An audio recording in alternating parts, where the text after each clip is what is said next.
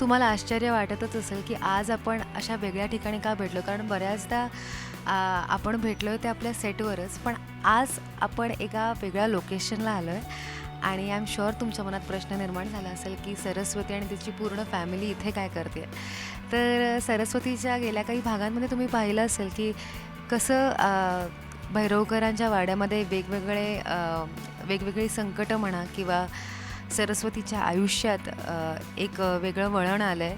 मोठे मालक परत आले आहेत आणि परत आल्यानंतर त्यांचा स्वभाव काहीसा बदललेला आहे. तर अशा काही घडामोडी घरात घडल्या आहेत आणि त्यातनं थोडा ब्रेक मिळावा म्हणून आम्ही सगळेजण पिकनिकला आलो आहे आणि खरं तर या पिकनिकमध्ये सुद्धा बऱ्याच काही घडामोडी होणार आहेत. आता त्याचा सरस्वतीच्या आयुष्यावरती पॉझिटिव्ह इफेक्ट होणार की निगेटिव्ह होणार ते तर तुम्हाला भाग पाहिल्यानंतरच कळेल.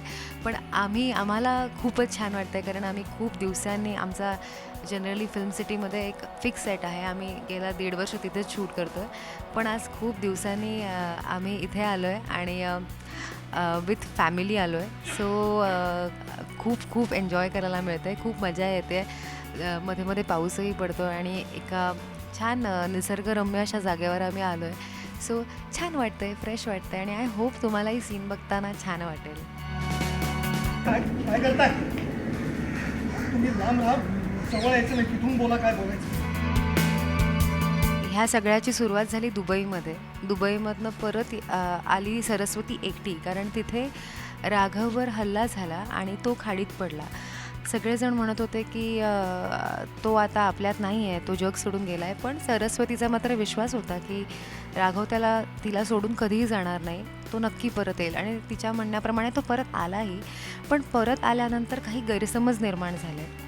राघवला असं वाटतंय की त्याच्यावर जो हल्ला झाला त्याला काही प्रमाणात सरस्वती जबाबदार आहे आणि त्यामुळे तो काहीसा रागवला आहे. पण त्याचीही मधल्यामध्ये तारांबळ उडाली आहे कारण त्याचं सरस्वतीवर प्रेमसुद्धा आहे आणि त्याला रागही आला आहे तिचा.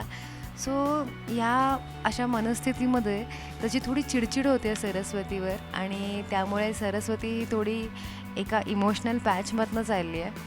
पण या सगळ्यामध्ये तिला रणजितचा आणि हनीचा पूर्ण सपोर्ट आहे ज्यामुळे ती आत्तापर्यंत खंबीरपणे उभी आहे आणि शांत डोक्याने निर्णय घ्यायचा प्रयत्न करते.